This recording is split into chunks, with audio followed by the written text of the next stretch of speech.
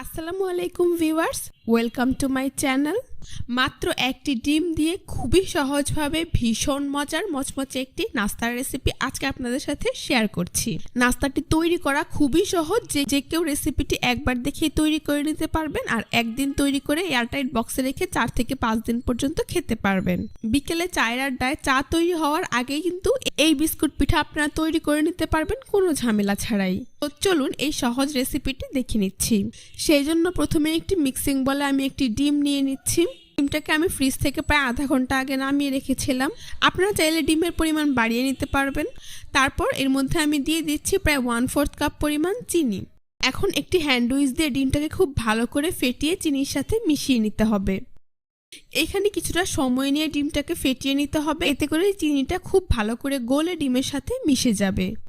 মোটামুটি 5 থেকে 7 মিনিট সময় নিয়ে এখানে আমি ডিমটাকে ফেটিয়ে নিয়েছি। দেখতেই পাচ্ছেন চিনি কিন্তু অনেকটাই গলে গিয়েছে। এ পর্যায়ে আমি এর মধ্যে অ্যাড করে দিচ্ছি সামান্য পরিমাণ লবণ আর দিয়ে দিচ্ছি প্রায় 1 টেবিল চামচ পরিমাণ রান্নার রেগুলার তেল। আপনারা চাইলে এখানে ঘিও দিতে পারবেন। তো এখন লবণ আর তেলটাকেও আমি ডিমের সাথে খুব ভালো করে মিশিয়ে নিচ্ছি। অনেকে মিষ্টি জাতীয় খাবারে লবণটা পছন্দ করে না, সেক্ষেত্রে চাইলে লবণটা বাদ দিতে পারেন, তবে লবণ দিলে চিনির পরিমাণটা ব্যালেন্সে থাকবে। এই পর্যায়ে ডিমটাকে আবারও আমি কিছুটা সময় নিয়ে ফেটিয়ে একদমই স্মুথ করে নেব। দেখতেই পাচ্ছেন আমার কিন্তু ডিমটা ফেটানো হয়ে গিয়েছে। এখন আমি এর মধ্যে অ্যাড করে দিচ্ছি প্রায় 2 টেবিল চামচ পরিমাণ বাদাম কুচি। আপনারা যে কোনো ধরনের বাদাম এখানে ব্যবহার করতে পারেন। তারপর এর মধ্যে আমি অল্প অল্প করে সুজি অ্যাড করে এইবার এই সুজি আর বাদামটাকে খুব ভালো করে ডিমের সাথে মিশিয়ে নিচ্ছি। আপনারাও আমার মতো করে এইভাবে সুজিটাকে অল্প অল্প করে অ্যাড করবেন, তাহলেই নাস্তা বানানোর জন্য একটি পারফেক্ট মিশ্রণ এখানে তৈরি করে নিতে পারবেন। এখানে একেবারে সুজিটা দিয়ে দেওয়া যাবে না। তো দেখতেই পাচ্ছেন 1 কাপ সুজি দেওয়ার পর এখানে মিশ্রণটা আমার পারফেক্ট হয়নি, তো এর মধ্যে আমি আরও 1/2 কাপ পরিমাণ সুজি অ্যাড করে দিচ্ছি। এ পর্যায়ে হাত দিয়ে সুজিটাকে মিশিয়ে নিচ্ছি। দেখতেই পাচ্ছেন আরও 1/2 কাপ পরিমাণ সুজি অ্যাড করার পর আমার মিশ্রণটা ঠিক এই পর্যায়ে এসেছে। আশা করি আপনারা দেখেই বুঝতে পারছেন। এইবার নাস্তাটার স্বাদ দ্বিগুণ করার জন্য এখানে আমি অ্যাড করে দেব 1/4 কাপ পরিমাণ গুঁড়ো দুধ। আপনারা অবশ্যই এই নাস্তায় গুঁড়ো দুধটা দেওয়ার চেষ্টা করবেন, এতে করে নাস্তাটা খেতে অনেক ভালো লাগবে। তো গুঁড়ো দুধটাকেও আমি সবকিছুর সাথে খুব ভালো করে মিশিয়ে নিচ্ছি। দেখতেই পাচ্ছেন একদম পারফেক্ট একটি মিশ্রণ কিন্তু তৈরি। এখন নাস্তাটা সেট হওয়ার জন্য এটাকে আমি রেস্টে রেখে দিচ্ছি 10 থেকে 15 মিনিটের জন্য। ফিরে এলাম 15 মিনিট পর। আমি ঢাকনাটা সরিয়ে নিচ্ছি। নাস্তা তৈরির জন্য মিশ্রণটা পারফেক্টলি রেডি। হাতে সামান্য পরিমাণ তেল মেখে নিচ্ছে, এতে নাস্তাটা তৈরি করতে সুবিধে হবে।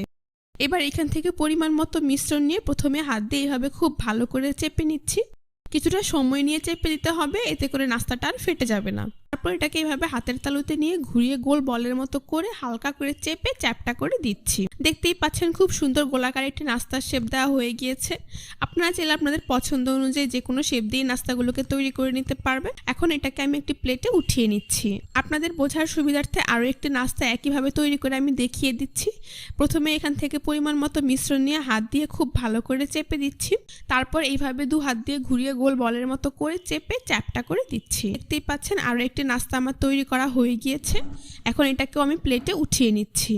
এভাবে আমি সবগুলো নাস্তা তৈরি করে নিয়েছি। এখন নাস্তাগুলোকে ভেজে নেব। সেই জন্য চুলায় একটি প্যানে পরিমাণ মতো তেল দিয়ে তা মিডিয়াম হিটে গরম করে নিয়েছি। এইবার একে একে নাস্তাগুলোকে গরম তেলে দিয়ে দিচ্ছি। নাস্তাগুলো দেওয়া হয়ে গেলে এখন চুলার আঁচ মিডিয়াম টু লোতে করে দিতে হবে আর কিছুক্ষণ পর পর উল্টে পাল্টে নাস্তাগুলোকে গোল্ডেন ব্রাউন কালার করে ভেজে নিতে হবে। নাস্তাগুলোর এক পাশ ভাজা হয়ে গিয়েছে, এখন এগুলোকে আমি উল্টে দিচ্ছি। এভাবে চুলার আঁচ মিডিয়াম টু লোতে রেখে কিছুক্ষণ পর পর উল্টে পাল্টে নাস্তাগুলোকে ভেজে নিচ্ছি। চুলার আঁচ হাইতে দিয়ে নাস্তাগুলোকে ভাজা যাবে না, সেই ক্ষেত্রে বাইরে দিয়ে পুড়ে যাবে কিন্তু ভেতরে ভালোভাবে হবে না। চুলার আঁচ মিডিয়াম টু লোতে দিয়ে ভাজলে কিন্তু নাস্তাটা অনেকটা ফুলবে আর ভেতরেও পারফেক্টলি হয়ে যাবে। তো দেখতেই পাচ্ছেন আমার নাস্তাগুলো কিন্তু ভাজা হয়ে গিয়েছে, খুব সুন্দর কালার চলে এসেছে। এখন একটি ছাঁকনি দিয়ে আমি এগুলোকে তেল থেকে তুলে খুব ভালো করে তেল ঝরিয়ে একটি নাস্তার প্লেটে উঠিয়ে নিচ্ছি। বাকি নাস্তাগুলোকে একইভাবে তেল ঝরিয়ে নাস্তার প্লেটে নিয়ে নিচ্ছি। তারপর